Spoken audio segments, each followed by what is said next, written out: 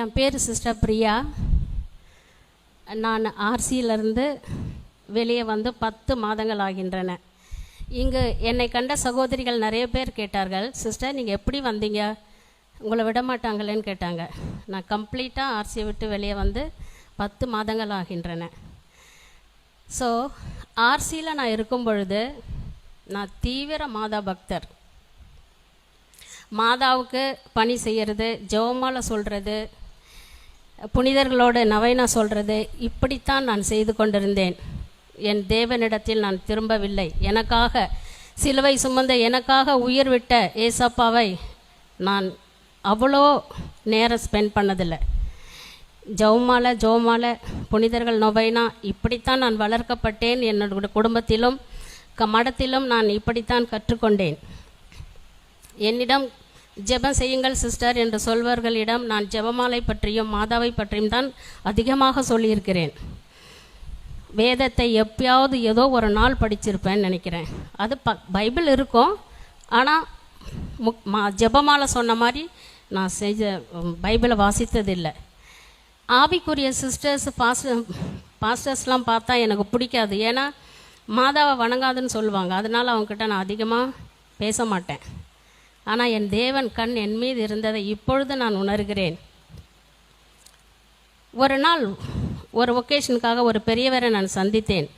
அப்பொழுது என்னுடைய கைகளில், என்னுடைய பேக்கில் நான் எப்பொழுதும் ஜெபமாலை வைத்திருப்பது வழக்கம். பெல்ட்டில் கூட ஒரு ஜெபமாலை வச்சுக்குவேன். இப்படி ஜெபமாலை சொல்லின்னு இருக்கும் பொழுது அவர் என்னை கேட்டார், சிஸ்டர் அது என்ன செய்கிறீங்கன்னார். மாதா கிட்ட நான் ஜெபமாலை செய்கிறேன், மாதாவை வணங்குறேன் நான் அப்படின்னு. இது பைபிளில் கொடுக்கப்பட்டு இருக்கிறதா என்று என்னை கேட்ட அந்த வார்த்தை என்னை மிகவும் தொட்டது. அன்றுதான் என் தேவன் என்னை பெயர் சொல்லி அழைத்த நாள். எப்பொழுதும் நான் செவி கொடுக்கவே மாட்டேன். பெந்தகோ சிஎஸ்சி சிஸ்டர்ஸை பாஸ்டர்ஸை பார்த்தா நான் கேட்க மாட்டேன், ஏன்னா மாதாவை வணங்காதுன்னு சொல்லுவாங்கன்னு.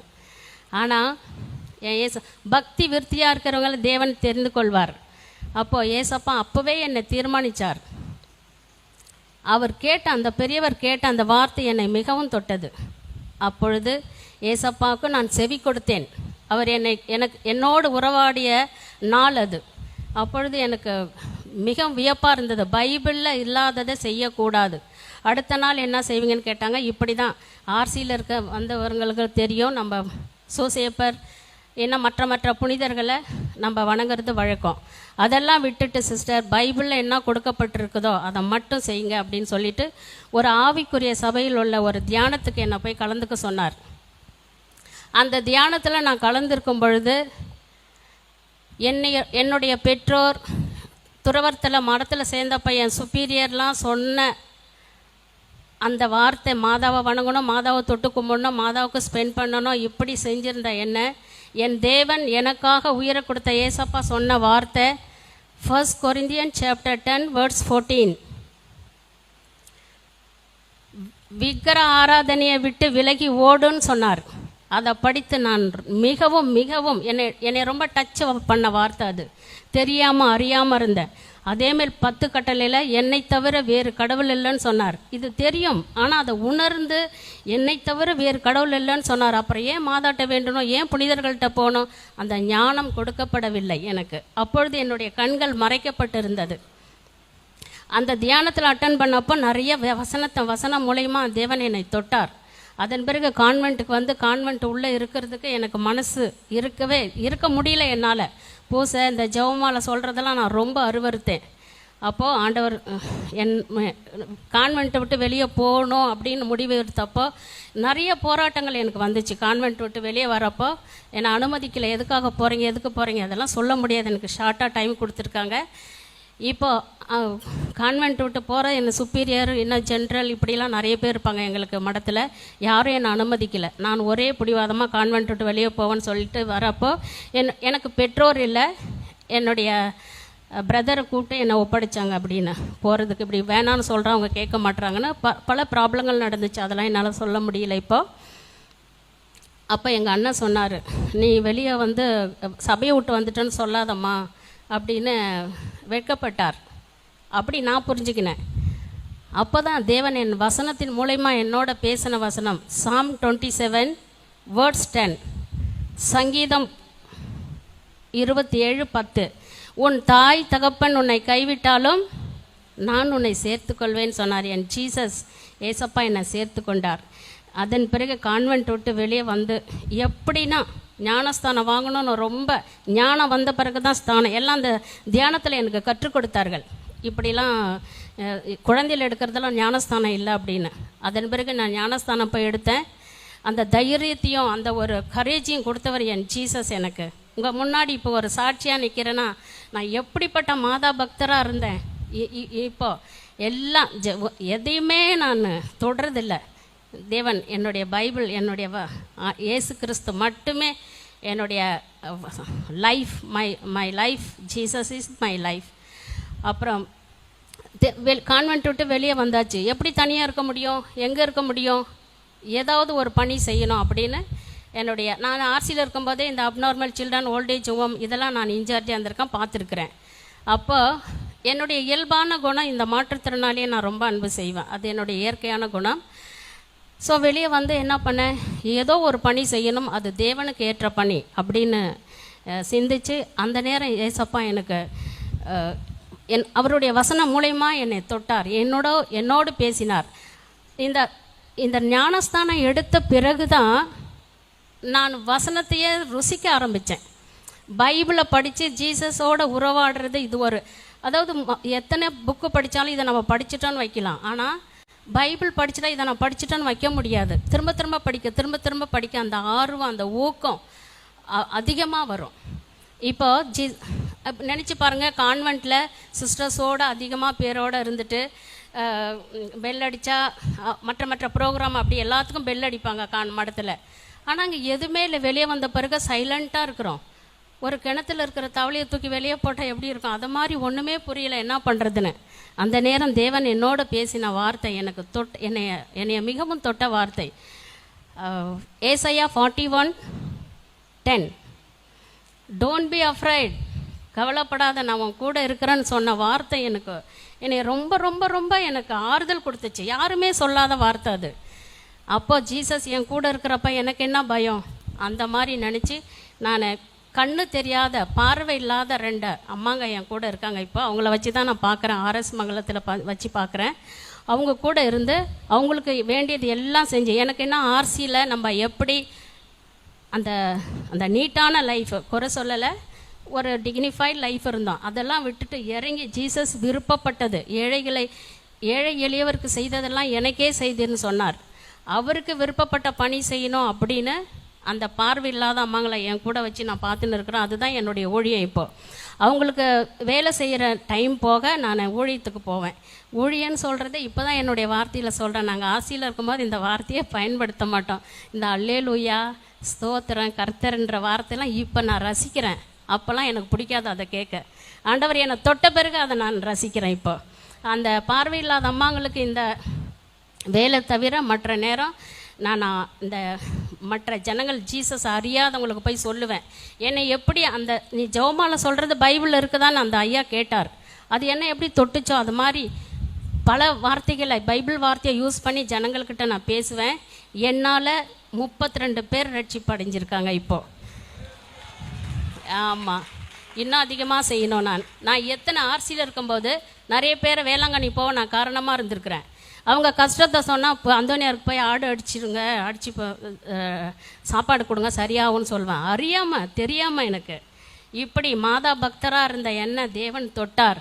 என் ஏசப்பா என்னை தொட்டு ஒரு ஆதங்கம் எனக்கு. இப்போ யாரை பார்த்தாலும் பஸ்ஸில் உட்காந்தா கூட ஜீசஸ் பற்றி தான் சொல்வேன் நான். அவங்க வேறு கதை என்ன கேட்பாங்க, அதை விட்டுட்டு நான் ஜீசஸ் பற்றி தான் சொல்லுவேன். இப்படி செஞ்சு இன்றைக்கி இந்த வாரத்தில் கூட என்னால் ஒருத்தர் ஞானஸ்தானம் வாங்க போகிறாங்க, அந்த தியானத்துக்கு அனுப்பியிருக்கேன் நான். என் தேவனுக்கு செய்கிற ஒரு பெரிய ஒரு கிஃப்ட் நான் இதுதான் ஜீசஸ்க்காக செய்ய போகிறது. அப்போ நான் சபையிலேருந்து வந்த பிறகு ரொம்ப கவலைப்பட்டேன். ஐயோ, கவலைப்பட்டேன்னா என்ன பண்ணுவோன்னு நான் கவலைப்படல. ஏன்னா அவருடைய வார்த்தையின் மூலமாக என்னை தேற்றினார். நான் இருக்கிறவங்க கூட போது இதை விட வார்த்தை ஒன்றுமே இல்லை. அப்போது அந்த ஏன் நான் வந்தேன், எதுக்கு இதே அங்கேயே செஞ்சுருக்க முடியாதா இருக்கும்போது லெவிட்டிக்கல்ஸ் லேவியராகமம் சாப்டர் 20 verse 26 மிக அருமையானது. நீ என்னுடையவள், அதனால் உன்னை மற்ற ஜனங்களை விட்டு பிரித்தெடுத்தேன்.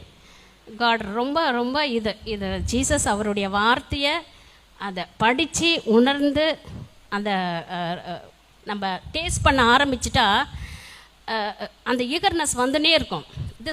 இது வந்து தேன் கூடு, பைபிள் தேன் கூடு. அதை புழிய புழிய புழிய தேன் வரும். நம்ம வி மஸ்ட் டச் அண்ட் லிக்னா தொட்டால் நக்கணும், அவ்வளோதான். இப்படி தான் ஆண்டவருடைய வார்த்தை. இன்னைக்கு நான் ஆர்எஸ் மங்கலத்தில் தான் நான் பணி செஞ்சுன்னு வரேன். அதாவது தேர்ந்தெடுக்கப்பட்ட சிஸ்டராக ஆன பிறகு தான் தேர்ந்தெடுக்கப்பட்டவங்க நான் நினைப்போம். ஆனால் அது கிடையாது. இப்போ என்னை தேர்ந்தெடுத்தார் ஜீசஸ். அந்த அந்த அந்த கூட்டத்திலேருந்து என்னை பிரித்தெடுத்தார் பார், அதுதான் என்னை தேர்ந்தெடுத்தார். இன்றைக்கி இந்த செய்கிற இந்த பணியில் தான் ஆண்டவருக்கு நான் ஏதோ செய்கிறேன் அப்படின்ற ஒரு திருப்தி எனக்கு இருக்குது இப்போது.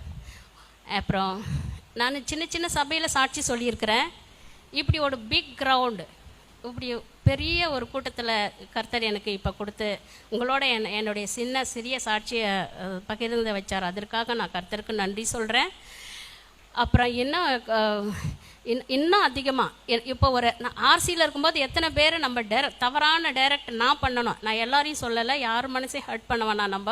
நான் யாருக்கு ஜெபமாலை கொடுத்தனோ, மாதா புடவையை கொடுத்தனோ, அவங்க அத்தனை ஆத்மாக்களை கொண்டு வரணும் அப்படின்னு ஒரு ஈகர்னஸ் எனக்குள்ளே இருக்குது. இப்போ இந்த ஜெப கூட்டத்தில் நான் கலந்து இந்த 2 நாளாக நான் பார்த்தது என்னன்னா, நான் வாழ்ந்த வாழ்க்கை கான்வென்ட்டு பணியாளர்கள் அந்த கேட்டுக்கு முன்னாடி தான் வைப்போம். ஆனால் இங்கே ஊழியக்காரங்க, விசுவாசிகள், இது ஒரு பாசம், ஒரு அன்பு, எல்லாரும் ஒரு ஐக்கியம், அதான் ஒப்புரவாகுதல் தான். இதுதான் ஜீசஸோடு நெருங்கி இருக்கிறதுக்கு. அதை நம்ம மட்டும் இல்லை, மற்றவங்க கூட இதில் ஒரு ஐக்கியம். இவங்கெல்லாம் விசுவாசிகள். இப்படி பார்க்கும் பொழுது it is surprise for me. ஒரு பிரமிப்பாக இருக்குது எனக்கு, இப்படிலாம் இருப்பாங்களோ அப்படின்னு. ரொம்ப ரொம்ப ரைட்டான இடத்துல கடவுள் என்னை எட்டுன்னு வந்திருக்கிறாரு, என்னை பயன்படுத்தியிருக்கிறாரு. இப்படி உங்கள் முன்னாடி எல்லாம் பார்க்குறது, இப்படி இந்த அன்பு பாசம் இதெல்லாம் விலையேற பெற்றது. நம்ம இங்கே கூடியிருக்கிறவங்க தான் ஜீசஸ் நம்மளை பிரித்து எடுத்து அவர் பேர் சொல்லி அழைத்து இருக்கிற ஜீசஸ்க்கு நம்ம கொடுக்க வேண்டியது என்ன? ஆத்மாக்கள் நம்ம சேகரிக்கணும். அதுதான் நான் பண்ணின்னு வர்ற பணி. அதுதான் அந்த பார்வை இல்லாத அம்மாங்க ஹெல்ப் பண்ணுறேன். அதை தவிர நான் இதான் செஞ்சுன்னு வரேன். இது இல்லாமல் நான் கான்வென்ட் விட்டு வெளியே வந்தப்போ எனக்கு பல துன்பம், சொல்ல முடியாத துன்பங்கள். அப்போது யாக்கோப் சாப்டர் 1 verse 10 அல்ல, யாக்கோப் சாப்டர் 1 verse 12, சோதனையை சகிக்கிறவன் பாக்கியவான். இப்படி அவருடைய வசனங்களை படித்து பைபிளை நான் கையால் தொட்டு படிக்கிறப்போ எனக்கு அந்த அந்த அந்த கிறிஸ்டியானிட்டினா என்ன நேற்று பிரதர்ஸ் ஃபஸ்ட்டு சொன்னார். இப்படி இந்த வார்த்தைகள்லாம் தொட்டு பல பேர் லைஃப் பார்க்கும் பொழுது, அதாவது தெரியாமல் அறியாமல் இருக்கிறவங்களுக்காக நான் ஜெபித்தேன். ஏசப்பா என்ன தொட்டைங்களா, அது போல் எத்தனையோ பேர் அறியாமல் இருக்கிறவங்களுக்கு. ஒன்றும் இல்லை, 10 கட்டளையில் ஃபஸ்ட்டு கட்டளை பாருங்கள், என்னை தவிர வேறு கடவுள் இல்லை. இதை எவ்வளோ சின்ன வயசுலேருந்து படிச்சுன்னு வரோம். ஆனால் அதை நம்ம யோசிக்கிறது கிடையாது. நான் யோசிக்கிறதில்ல அதில் அப்போது. ஏன்னா என்னுடைய கண்கள் மறைக்கப்பட்டுச்சு, தெரியல, என்னை தவிரன்னு சொல்லிட்டாரு. அப்புறம் எதுக்கு இன்னொருத்தர்கிட்ட போகணும் அப்படின்ற ஒரு எண்ணமே இல்லை. ஆனால் இப்போது ஜீசஸ் என்னை தனியாக ஜனங்கள்கிட்டருந்து எட்ட பிரித்து அவருக்கு ஏற்ற பணியை எனக்கு கொடுத்து என்னை வழிநடத்தி வர என் தேவாதி தேவனுக்கு உங்கள் முன்னாடி நான் கோடி கோடி நன்றி சொல்கிறேன். இன்னமும் துன்பங்கள் இருக்குது, பிரச்சனைகள் இருக்குது, பட் ஸ்டில் ஆனாலும் அந்த நடுவில் அவருடைய அன்பு பாசம் இரக்கத்தை நான் அனுபவிக்கிறேன். அந்த அம்மாங்க எல்லாருக்குமே எல்லா பணியும் நான் தான் செய்கிறேன், வேலைகள் எல்லாமே நான் தான் பண்ணுறேன். உங்களை பார்த்தா வேலை செய்கிற மாதிரி தெரியலன்னு நினைக்காதீங்க. இது கூட கடவுள் கொடுத்த கிஃப்ட்டு, எனக்கு ஜீசஸ் கொடுத்த பெரிய வரப்பிரசாதம். அப்புறம் இந்த ஒரு நல்ல அருமையான சான்ஸை எனக்கு கொடுத்த கிருபாசனம் பாஸ்டர் தலைவர் அவர்களுக்கு நான் கோடி நன்றி சொல்கிறேன். அப்புறம் என்னை பார்க்குற நேரம்லாம் ஒரு நோக்கத்துக்காக ஜீசஸ் உங்களை கொண்டு வந்தார் சிஸ்டர், அதை நீங்கள் செய்யணும் அப்படின்னு என்னை உற்சாகப்படுத்துவார் எப்பயுமே. ஆர்எஸ் மங்கலம் பாஸ்டர் வேதமாணிக்கம் பாஸ்டருக்கு நான் நன்றி சொல்கிறேன். ஏன்னா அவர் அதாவது இப்படி ஒரு டைரக்ட் ஆவியில் டைரக்ட் பண்ணுறது, அட்வைஸ் பண்ணுறது, இதை பண்ணுங்க, இது செய்யுங்க, நமக்கு தெரியாது இல்லையா, ஒரு சில வார்த்தைகள், இந்த வசனம் படிங்க, இப்படி தான் செய்யணும், யாருக்கும் பயப்படக்கூடாது அப்படின்னு என்னை உற்சாகப்படுத்தக்கூடிய படுத்தி என்னை இந்த உங்களோடு பேசுகிறதுக்கும் காரணமாக இருந்த பாஸ்டர் அவர்களுக்கு நான் நன்றி சொல்கிறேன்.